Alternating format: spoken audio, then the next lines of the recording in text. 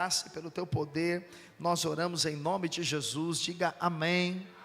Vamos ler Êxodo 12, irmãos. Eu vou ler alguns versículos para a gente compreender um pouquinho a respeito da Páscoa lá no Antigo Testamento. Disse o Senhor a Moisés e Arão na terra do Egito: este mês vos será o principal dos meses, será o primeiro mês do ano.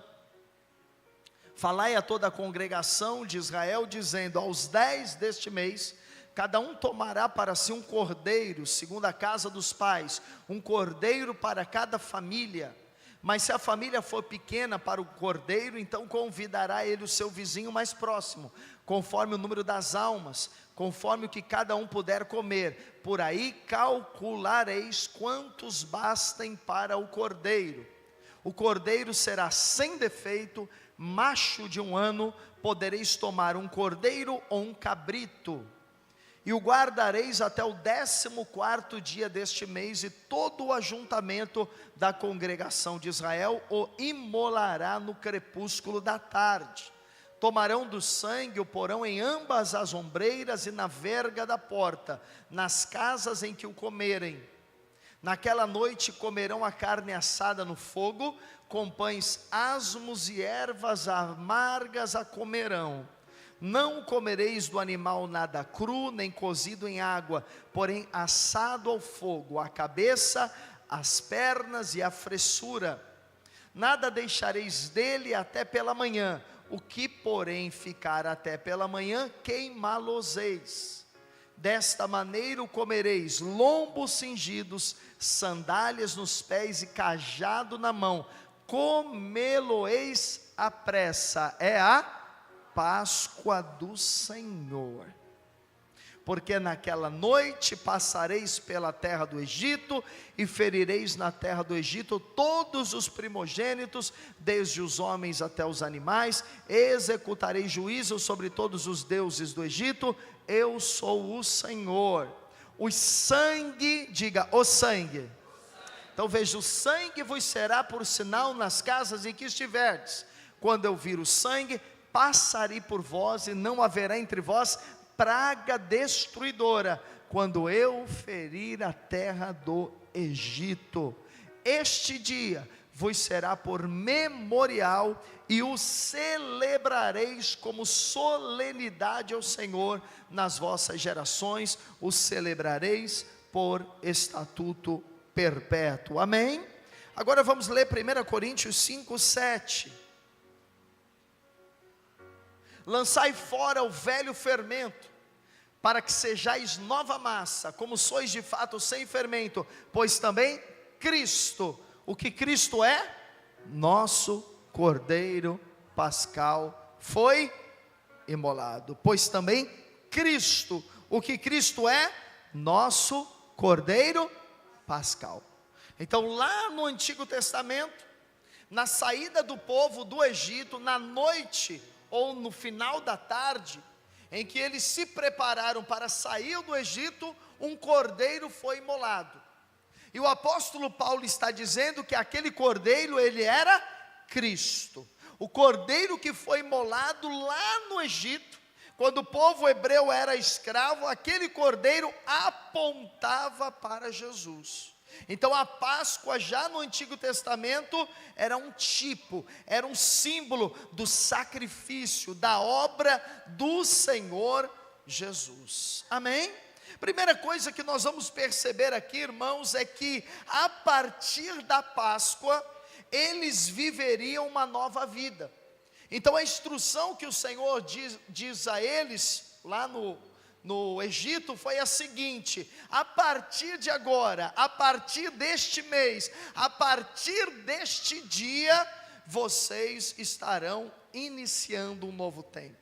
Será agora um novo ano. O ano começa de vocês a partir da Páscoa. Isso está escrito lá em Êxodo capítulo 13, versículo 4. Vamos ler. Eu estou lendo vários versículos para ficar isso claro para você. Veja: hoje, mês de Abibe, estás saindo. O mês de Abibe era um mês praticamente parecido com o tempo que nós estamos. Abib era um tempo entre março e abril. E o nome Abib significa florescimento. O nome Abib significa desabrochar, significa algo maduro, algo tenro. Então Deus estava dizendo: olha, a partir de agora, esse mês será o principal mês de vocês. É o mês que tudo começa. É muito interessante porque o nosso calendário, o calendário mundial, ele começa em janeiro. E isso foi decidido anos atrás pelo catolicismo, por um papa chamado Gregório, e não dá para a gente entrar nessa história agora. Mas para Deus o calendário é diferente. Sabe que para Deus o ano está começando agora. É na Páscoa que começa o novo ano. Então entenda uma coisa, isso é profético para a minha vida e para a sua vida. Começa um tempo poderoso na sua vida a partir de agora. Um tempo de milagres, um tempo de multiplicações, um tempo de provisões, um tempo de portas abertas, um tempo de restituições, porque para Deus está começando agora o ano, no calendário divino começa agora, é a partir da Páscoa. Agora, por que o ano começava para eles a partir da Páscoa? Porque a nova vida estava desabrochando dentro deles. Quando você nasce de novo, quando você tem uma experiência com Jesus, quando você tem a experiência do novo nascimento, faz aquilo que nós chamamos, acontece com você aquilo que nós chamamos de conversão, novo nascimento, é a partir daí que a sua vida começa. Por isso que Paulo disse em 2 Coríntios 5,17, e assim, se alguém está em Cristo, é nova criatura, as coisas velhas se passaram, eis que tudo se fez novo. Então a sua vida real começou no dia que você se converteu. Antes havia uma vida, mas aquela vida ficou para trás. Agora é a sua vida com Deus, uma vida nova, uma vida que desabrocha, uma vida que ela vai florescer, uma vida para a eternidade, amém? Quando eles foram comer a Páscoa, antes de sair do Egito, Deus deu algumas instruções. A primeira instrução que Deus deu é que eles deveriam se reunir em família. E cada família, ela deveria imolar, ela deveria matar um cordeiro. E havia todo um processo. Nós lemos aí, cordeiro devia ser macho de 1 ano, ser morto num determinado horário do dia. O cordeiro ficava na casa durante alguns dias, eu já vou explicar sobre isso. O sangue era colocado na porta, o cordeiro tinha que ser assado, não podia comer do cordeiro cozido. Havia todo um ritual para que isso acontecesse. Mas o que é importante nós entendemos aqui, é que o cordeiro era para cada família. Sempre entenda, a obra de Deus é para você e para sua casa. A obra de Deus é para você e para sua família. Sempre lembre do que está escrito na palavra de Deus, em Atos 16:31. Crê no Senhor Jesus e será salvo tu e a tua casa. Você não pode acomodar-se, você não pode acostumar-se com a ideia de que você está salvo, tem a eternidade garantida, tem o nome escrito no livro da vida, mas seus filhos ainda não, seu cônjuge ainda não, seus pais ainda não. Então ore por eles, reivindique diante do Senhor essa promessa. Diga: Senhor, é a tua promessa, eu quero o meu marido aqui, eu quero os meus filhos aqui, eu quero os meus pais aqui, eu quero toda a minha família aqui, porque é promessa de Deus. Por isso que o cordeiro era para a família toda. Quando a família era pequena, e aí o cordeiro se tornava grande, e eles não podiam guardar aquilo para outro dia, eles tinham que comer tudo no dia, e o que sobrasse no outro dia cedo devia ser queimado. Então o que eles faziam? Eles tinham que convidar os seus vizinhos para comer junto. Então calculava: olha, aqui nós somos 3, um cordeiro para a gente comer, é muita coisa, então tem aqui uma casa do lado, eles são ali 3 também, vamos chamá-los para comer juntos. Há uma coisa interessante, nunca o cordeiro era pequeno para a família, sempre a família que era pequena para o cordeiro. Sabe o que isso mostra? Jesus é mais do que suficiente para mim e para você. Isso é poderoso, porque nunca faltava cordeiro, faltava gente para comer. Então Jesus sempre tem salvação, provisão, saúde e bênçãos para a sua vida. Glória a Deus. Mas isso também tem uma outra aplicação. Aplicação é aquilo que eu tenho recebido de Deus, aquilo que Jesus fez na minha vida, eu preciso compartilhar com outras pessoas. O Evangelho precisa ser compartilhado com outros, precisa ser compartilhado com vizinhos, precisa ser compartilhado com amigos. O Evangelho precisa ser compartilhado na escola, na faculdade, onde eu trabalho. Jesus precisa ser compartilhado para as outras pessoas. Eu não posso apenas ter o Evangelho para mim, é muito pouco. Jesus me chamou para compartilhar o Cordeiro Pascal Jesus com outras pessoas. Glória a Deus. Esse é o nosso chamado para o evangelismo. Esse é o nosso chamado para anunciar a palavra de Deus para outras pessoas, amém? Mas havia uma outra instrução, que está lá em Êxodo 12:5, que nós já lemos. A Bíblia diz que o cordeiro, ele deveria ser sem defeito.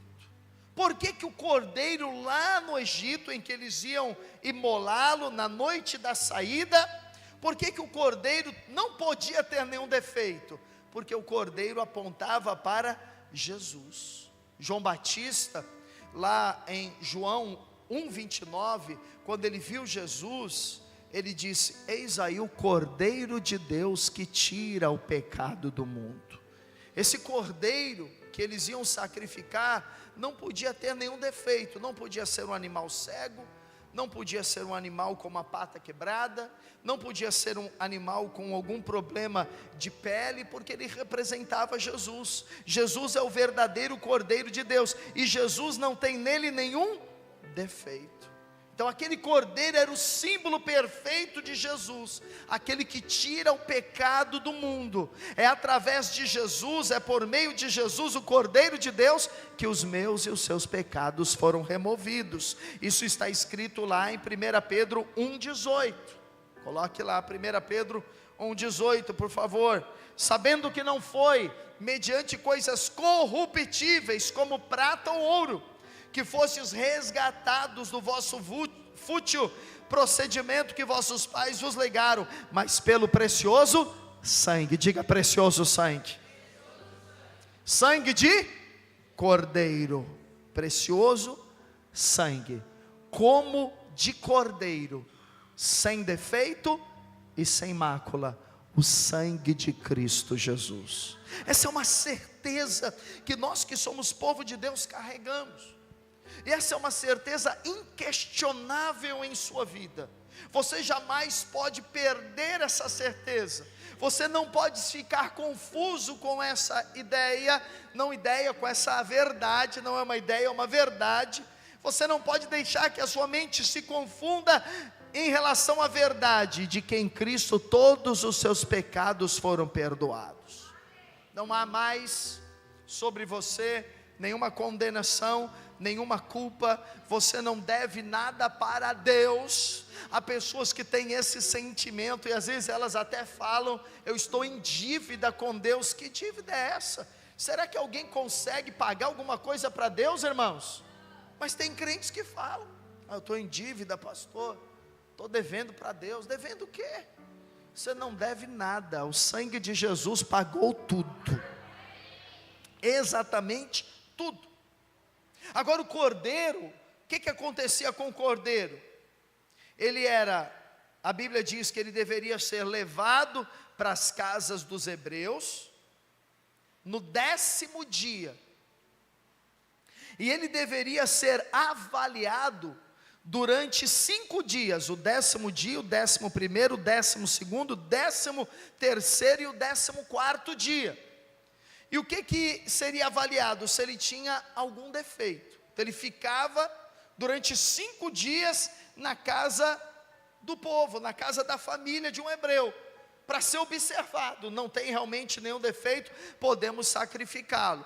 Por que Deus diz que deveria ficar ali durante 5 dias? Evidentemente para que visse que não havia nenhum defeito. Mas imagine, você já deve ter visto, cordeiros são animais muito, vou usar a expressão, fofos, não é? Cordeirinho, você já viu? Cordeiro, uma ovelhinha, um animal dócil, um animal, sabe, que provavelmente alguém se apegue. é um animal que pode conviver de repente com crianças. Por que ele ficava 5 dias na casa dos hebreus? Evidentemente que o casal se apegava àquela criatura. E eu imagino mais ainda as crianças se apegavam. Mas no 14º dia, a Bíblia diz que o cordeiro ele precisava ser morto. Ele precisava ser imolado. Certamente aquilo devia trazer tristeza para a família. Para as crianças, talvez as crianças até chorassem. Mas Deus queria que aquela família entendesse o quanto o pai sofreu para entregar o seu filho para morrer em nosso lugar. Não foi uma tarefa fácil para o pai. O pai entregou o seu filho, o seu único filho.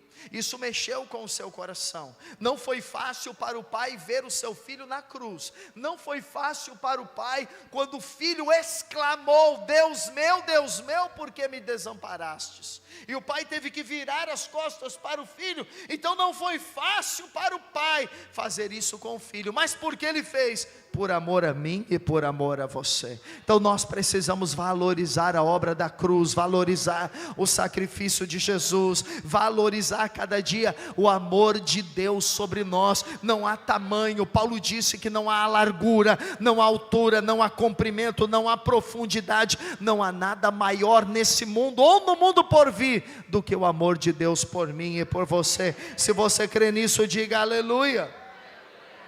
Glória a Deus.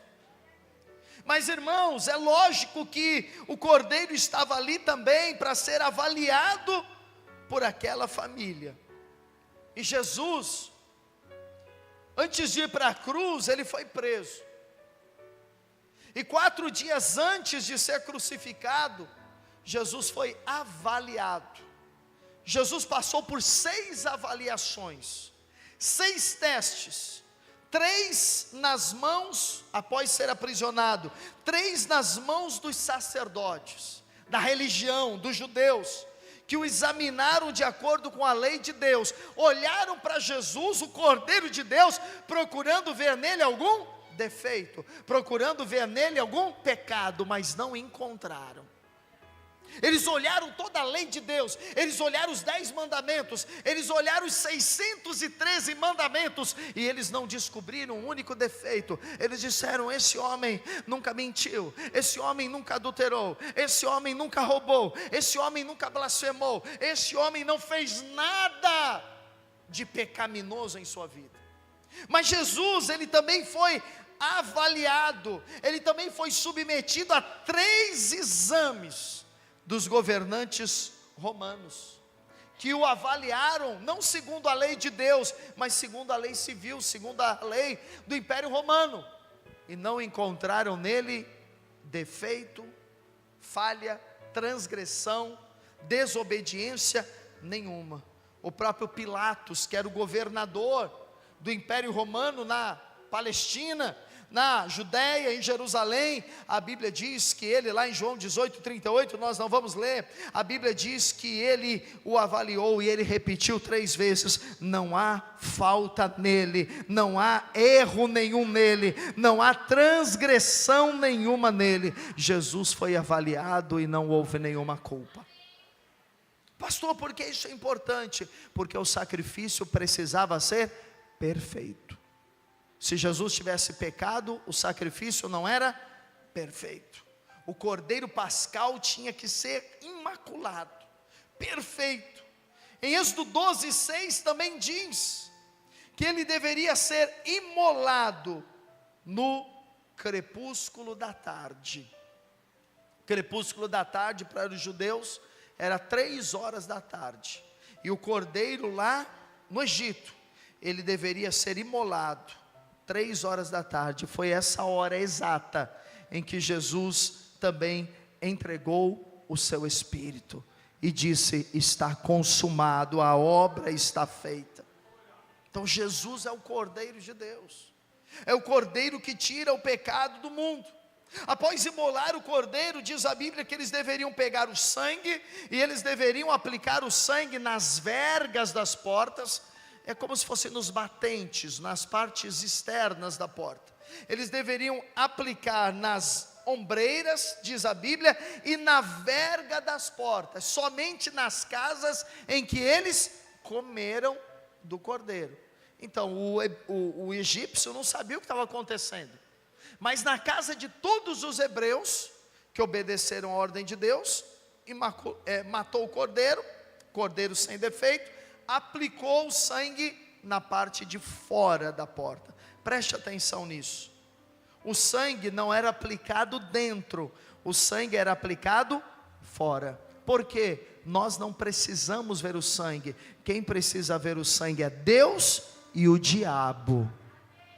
Deus precisa ver o sangue sobre você, para entender: o sacrifício foi feito, ele está perdoado, não há mais condenação sobre ele, está pago, está consumado. Mas o diabo também tem que ver o sangue sobre você. Ao ver o sangue sobre você, ele não pode te condenar, ele não pode te acusar, o diabo não pode apontar o dedo para você, porque ele vê o sangue de Jesus sobre você. Irmãos, não viva debaixo de condenação, não viva debaixo de medo. Sabe a razão de muitas pessoas viverem ansiosas, a razão de muitas pessoas viverem em pânico, é porque o tempo todo elas vivem debaixo de culpa, ou que estão devendo algo a Deus, ou que fizeram algo que não deveriam ter feito. Mas se liberte disso, desfrute do sangue de Jesus. Amém? O diabo não pode mais fazer nada contra você. Não tenha medo do diabo, não tenha medo de maldição, não tenha medo de praga, não tenha medo de coisa nenhuma, não tenha medo de nenhuma palavra contra você. O diabo vê o sangue de Jesus cobrindo você. Diga amém, diga glória a Deus.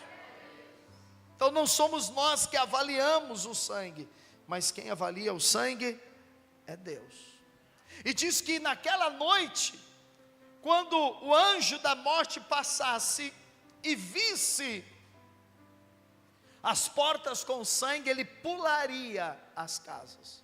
Porque as casas em que não houvessem sangue, todo primogênito daquela casa morreria. Porque Deus estava executando o juízo sobre os egípcios que oprimiram o povo de Deus por 400 anos, que o escravizaram. Então a palavra Páscoa no original é salto, é passagem, é um pulo. Então o anjo vingador viria sobre cada casa, e nas casas em que houvesse sangue, pularia. A morte não entraria naquela casa, a praga não entraria naquela casa, a enfermidade não entraria naquela casa. Eu e você estamos debaixo do sangue de Jesus. Quando nós tomamos aqui a ceia, o que nós estamos dizendo? Eu estou em aliança com o Senhor, esse sangue me cobriu, esse sangue me lavou, esse sangue me purificou. Diga amém. Mas irmãos, como é que nós podemos aplicar o sangue em nós hoje? Porque esse sangue, ele precisava ser aplicado nas portas. Hoje nós não aplicamos em coisas sangue, mas o sangue de Jesus nós precisamos aplicar sobre nós. Às vezes nós até oramos e dizemos: Senhor, nos proteja nessa viagem, nos proteja no trabalho, coloca o teu sangue sobre nós. Às vezes até oramos e falamos: Senhor, coloca o teu sangue lá na minha porta, para que o maligno não entre. Como é que o sangue era aplicado? A Bíblia diz que o sangue era aplicado com uma erva chamada isopo. E diz a Bíblia que Salomão, ele foi um homem muito sábio, o homem mais sábio que existiu, e ele estudou. Salomão estudava sobre tudo, ele era um homem culto demais, um homem que conhecia sobre todos os assuntos, e Salomão estudou sobre todas as árvores, sobre toda a vegetação da época. E diz a Bíblia que Salomão estudou desde o cedro do Líbano, que era a árvore mais alta que existia, até o isopo, que era como se fosse uma trepadeira, uma árvore muito pequena, um ramo. E diz a Bíblia que o sangue deveria ser aplicado com o isopo. Por quê? Porque não há necessidade de você ter uma grande fé. Isopo era a menor semente, a menor árvore, menor ramo. há necessidade de você ter uma grande fé. Jesus disse: se a sua fé for pequena, você já manda um monte sair diante de você. Então, ainda que você não considere que tem uma fé muito grande, basta você crer, basta você ter certeza, basta você confiar: o sangue de Jesus está sobre mim, e você está perdoado, abençoado. Quem está entendendo, diga amém. Glória a Deus. Vamos rapidamente aqui para nós concluirmos, participarmos da ceia. O cordeiro, ele precisava ser comido. Nós lemos em Êxodo 12, de 8 a 10. Mas ele não poderia ser comido, nem cozido, nem cru. Ele deveria ser cozido, ele deveria ser comido assado. Precisava ser queimado. Então, havia como se fosse uma brasa, um braseiro, que assava aquele cordeiro. Então tinha que ter fogo para que o cordeiro fosse assado. O que isso significa? Significa que Jesus, escute, isso é muito importante. Jesus, quando estava na cruz, no crepúsculo da tarde, depois de ter sido examinado pelos judeus, pelos sacerdotes, depois de Jesus ter sido examinado por Pilatos e pelos romanos, ele foi castigado e ele foi à cruz. 9 horas da manhã Jesus foi colocado à cruz. 3 horas da tarde Jesus foi morto. Jesus entregou o Espírito e disse a frase conhecida: está consumado. Mas diz que o cordeiro precisava ser queimado. O fogo aponta para o juízo de Deus. O fogo aponta para a condenação. Então o cordeiro era queimado para dizer que havia necessidade que a ira de Deus viesse sobre o cordeiro, para que ela não viesse sobre o homem. Então o cordeiro ali na Páscoa hebraica, ele era um substituto. Ao invés de morrer o primogênito, morria o cordeiro.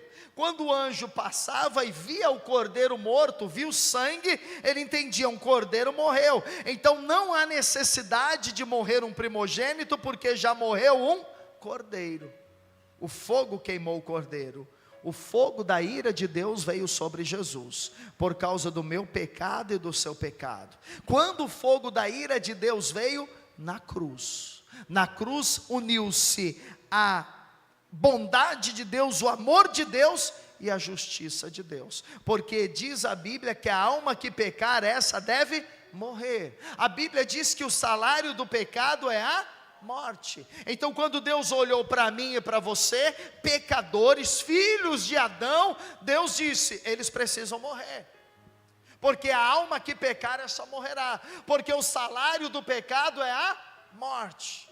Mas o que aconteceu? Deus, ao invés de matar a mim e a você, Ele matou o cordeiro. Cordeiro pascal, Jesus Cristo. Então Jesus recebeu a ira de Deus. Ele recebeu o castigo que era para mim e para você.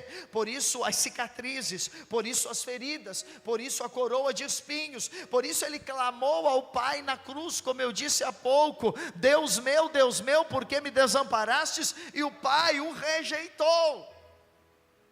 O Pai virou as costas para ele. Por quê? Porque ele estava sofrendo o juízo de Deus, para que eu e você não sejamos mais julgados. A Bíblia diz que aquele que crê não será julgado. Nenhum que creu em Jesus será julgado para a morte. Nós seremos julgados para receber ou não galardão, para reinarmos ou não com Cristo. Mas o juízo para a vida eterna já não está mais sobre nós. Nós já temos a certeza da nossa salvação eterna. O fogo do juízo de Deus foi colocado sobre Jesus. Aleluia! E diz então, irmãos, que depois de queimarem o cordeiro, ou assarem, melhor dizendo, o cordeiro, eles deveriam comer o cordeiro. Eu quero terminar com isso, porque nós vamos participar da ceia, e a ceia tipifica essa refeição que eles tomaram. Eles deveriam comer o cordeiro, escute, vestidos. Havia uma roupa apropriada, sandálias nos pés, lombos cingidos cinto nos lombos, sandálias nos pés e cajado na mão. E eles sentaram na mesa para comer o cordeiro. E eles comeram o cordeiro com pão sem fermento e com ervas amargas. Vamos entender isso. Primeiro, eles comeram o cordeiro. Quando eles comeram o cordeiro, que era Jesus, o que aconteceu com ele? Eles foram curados de todas as suas enfermidades. Lá no Salmo 105, 37, vamos ver lá, Salmo 105, 37, você está com Bíblia, vai acompanhando aí. Então fez sair o seu povo, de onde? Do Egito, com prata e ouro.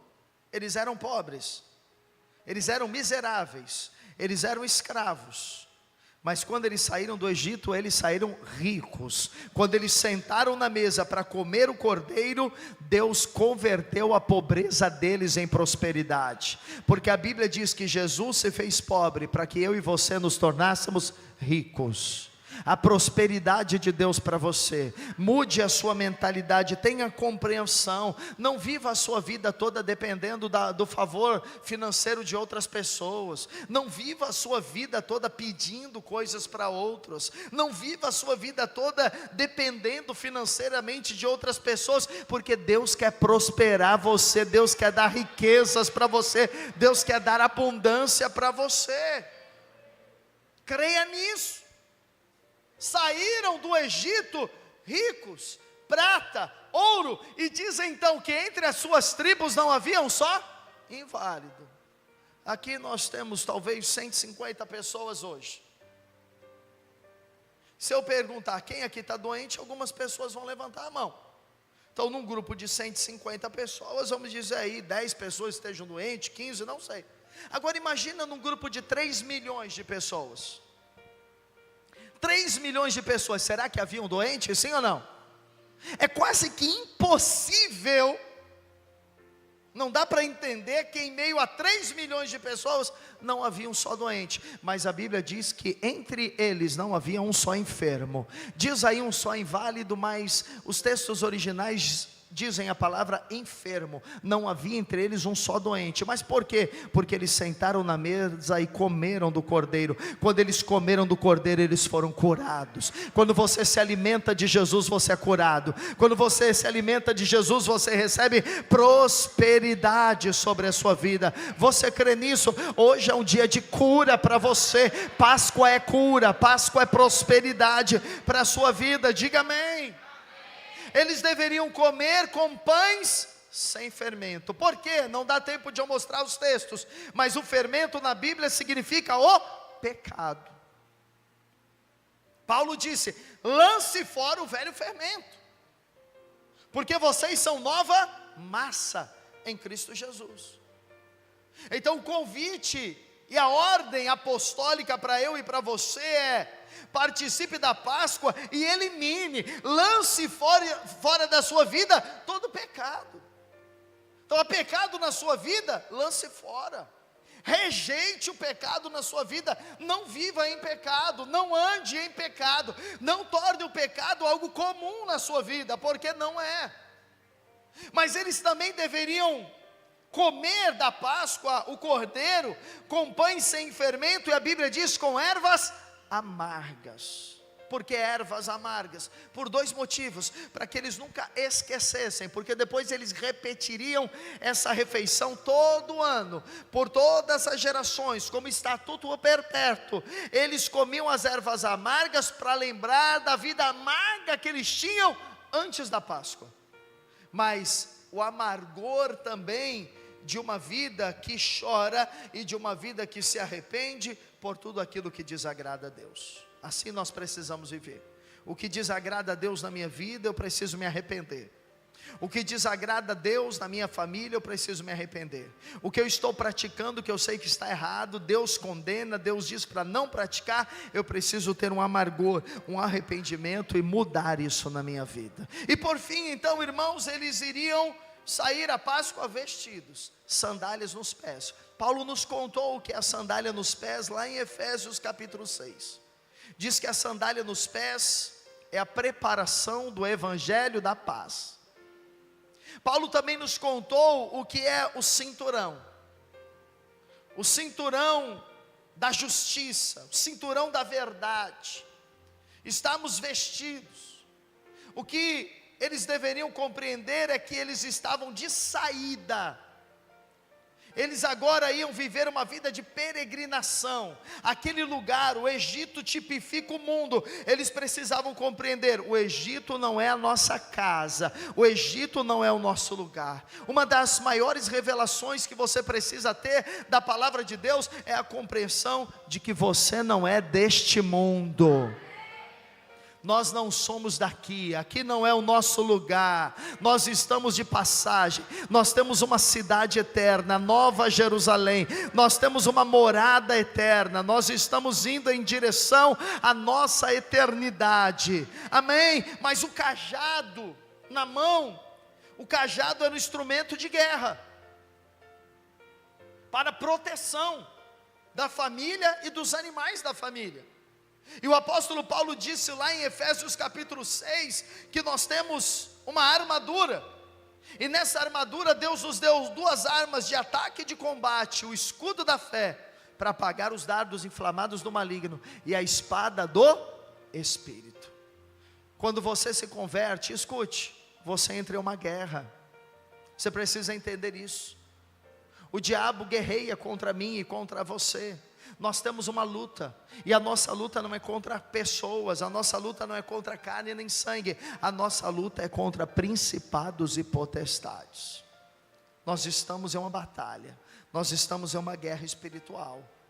Enquanto nós estamos vivendo aqui, sabendo aqui não é o nosso lugar, nós vivemos para a eternidade, mas nós estamos lutando pelo nosso galardão, lutando para conquistar aquilo que Deus nos deu: vidas, pessoas, salvação da nossa família, lutando para ver pessoas chegando a Jesus, serem batizadas. Nós estamos numa guerra contra o diabo, contra os demônios, contra as doenças, contra as enfermidades. Essa é a nossa guerra, mas uma coisa é certa: o Cordeiro Pascal morreu para nos dar vitória. Em Cristo somos mais do que vencedores. Você crê nisso? Diga amém, aplauda Jesus. Glória a Deus. Feche os seus olhos, quero orar com você. Aleluia. Glória a Deus. Pai, obrigado